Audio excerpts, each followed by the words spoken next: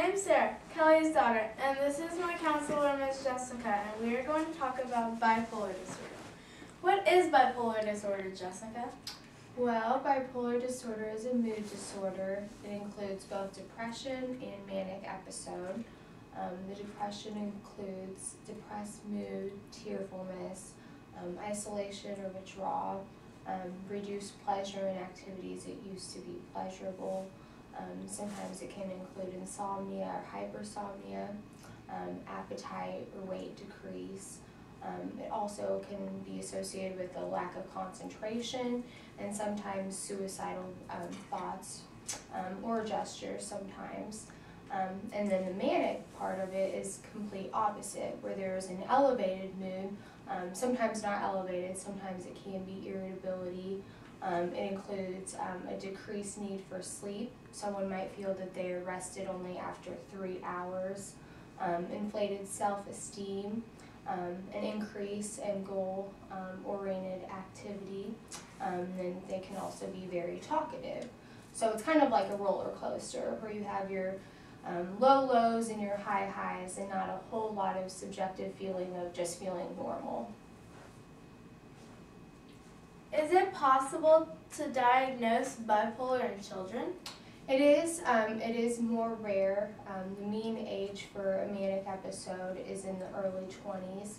And a lot of times with children, since they are having so many transitions in their lives, such as new schools, parents separating, a lot of developmental issues that are happening, sometimes people will think that their mood is attributed to those transitions and not necessarily recognize that there's something more significant going on. Are the symptoms of bipolar different in children than adults?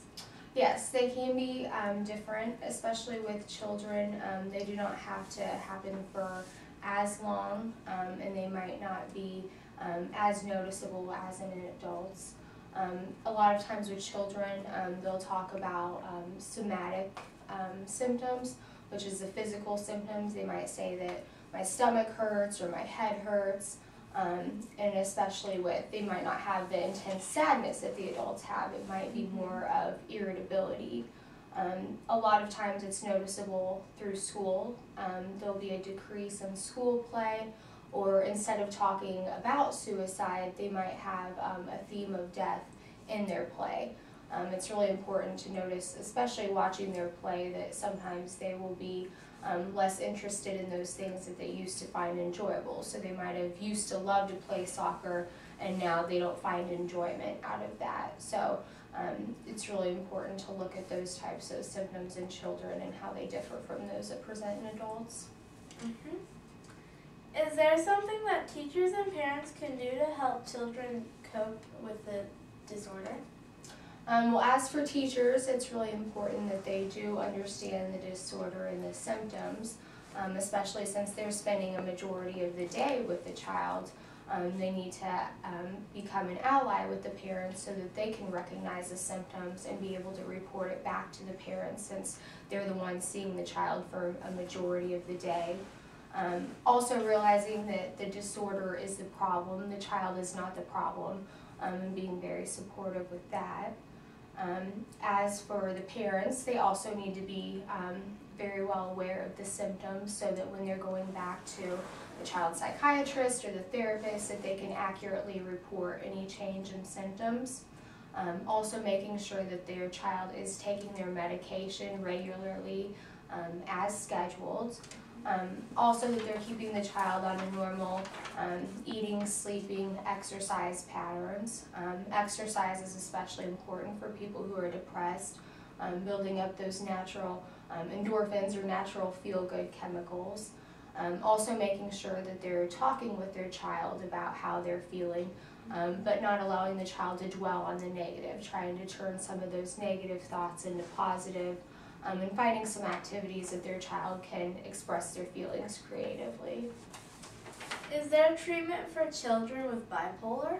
There is treatment. One thing that you can do is go to a psychiatrist There are a lot of mood stabilizers that can be really effective for children with bipolar disorder. Also, cognitive behavioral therapy has proven to be very effective, looking at the link between how we think, how we feel, and the way that we act, and finding some different ways to cope with those effects. Also, play therapy is really important with children because it's difficult for kids to just sit and tell you how they're feeling.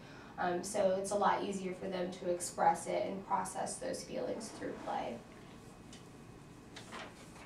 How do you think the new state regularization coverage could affect people who are in need of mental health and counseling services?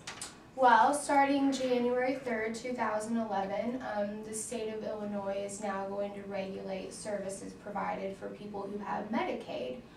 So whereas children who had Medicaid coverage were getting infinite services, getting those services covered before, now they're going to allow 10 hours to be paid for through Medicaid, and then after that the state will actually have to authorize any additional services. They're going to be looking at medical necessity, progress that's being made in treatment, as well as treatment compliance. And so for practitioners, we have to make sure that we're documenting as thoroughly as possible to show that there is a need and that they are making progress. And then on the other hand, the client will make sure that they're attending their sessions, that they can show that they are compliant.